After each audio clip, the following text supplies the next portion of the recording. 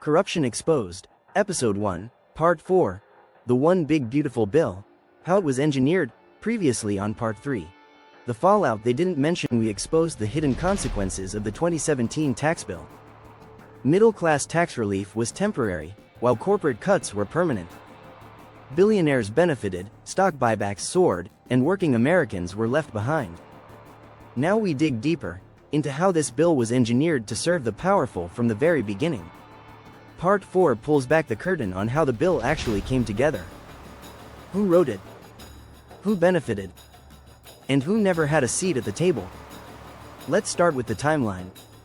The Tax Cuts and Jobs Act was rushed through Congress in a matter of weeks.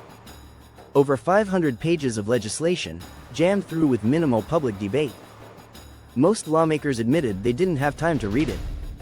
One senator even held up the printed bill during a session. It had handwritten edits still visible on the pages.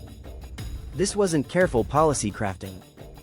It was a scramble to deliver a political victory before the end of 2017. A win before the midterms. So who actually wrote the bill? Not Congress. At least, not in the traditional sense. Major parts of the bill were drafted by lobbyists from powerful industries. Finance, oil, pharmaceuticals, and real estate. They sent language directly to congressional aides. Some provisions were copy-pasted from lobbyist memos, word for word. That's not an exaggeration. Multiple watchdog groups confirmed it. The bill created new loopholes, and those who knew where to look capitalized immediately. Real estate developers got a massive break through the pass-through deduction. And guess who's in real estate? That's right. Donald Trump, Jared Kushner, and several Republican members of Congress.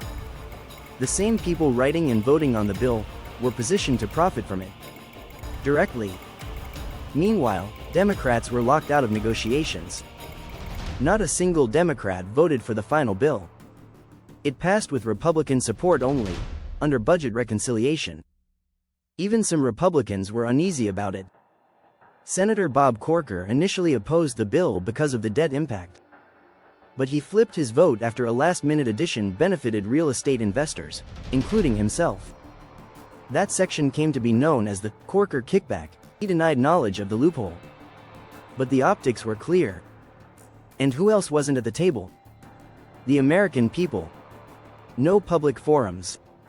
No town halls. No listening sessions about how this would impact you. Even the Joint Committee on Taxation, the body responsible for scoring tax bills, was pressured to deliver rosy projections, despite deep concern about deficits. So while the headlines said, "Middle-class miracle," the text of the bill told a very different story. The writing of this bill wasn't about policy.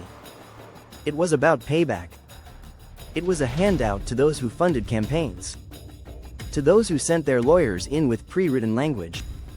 To those with connections, not concerns. And now, years later, we're still unraveling the effects of what was hidden in those 500-plus pages. Because the people who wrote the bill never had to live under it. That's the engineering behind the One Big Beautiful Bill. Part 5 takes us inside the loopholes, the back doors, and the financial gymnastics that let billionaires dodge what you can't.